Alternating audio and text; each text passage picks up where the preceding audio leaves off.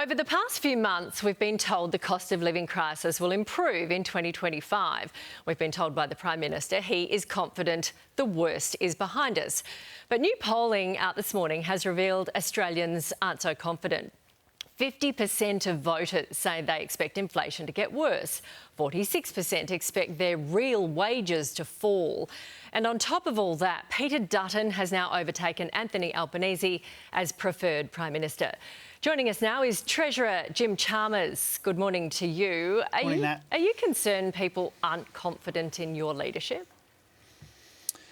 Well, first of all, Nat, there are a couple of opinion polls out this week. They said very different things about some of these sorts of questions. But frankly, we don't need opinion polls to tell us that people are feeling very real and genuine pressure in their household budgets. That's why the tax cuts are so important.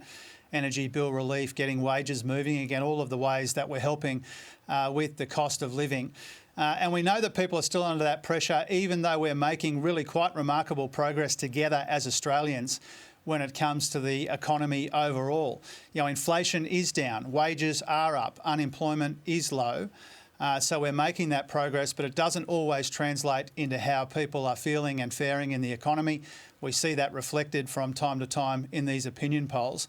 The other important point, Nat, is that the very same Australians who are worried about 2025 would be worse off if there was a change of government. If Peter Dutton came after Medicare again and pushed wages down again and pushed electricity prices up with this nuclear insanity, the same Australians would be worse off. So I say to your viewers, Nat, there are good reasons to be confident about 2025. The worst of the inflation challenge is behind us. We have made good progress together, but we know that people are still under pressure, and that's why the cost of living relief that we are providing as a Labor government is so important. Yeah, and how people are feeling and what they're saying is important, isn't it, as you say? Because we saw in the US, the Democrats kept saying, things are good, look at the stock market, it's booming, and it was. But people didn't feel it, and then they voted the Democrats out. How are you going to prevent that same thing happening here?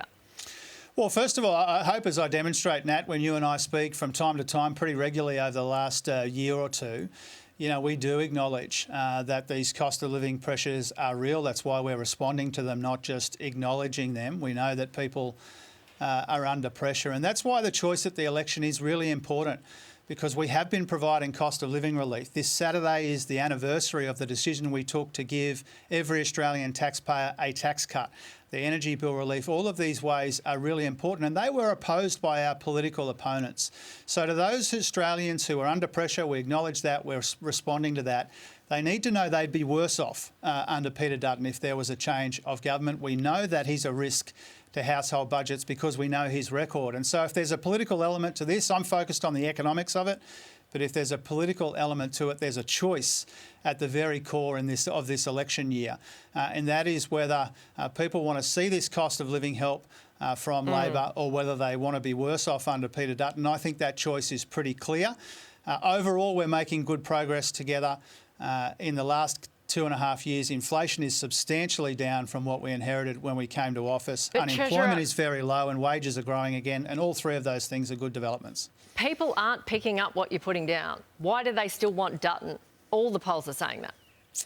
Well, again, I think some of these polls, they say different things. They're not kind of unanimous about some of these issues around cost of living, but overall I do acknowledge... But two-party preferred they are. All the big polls say they don't like you.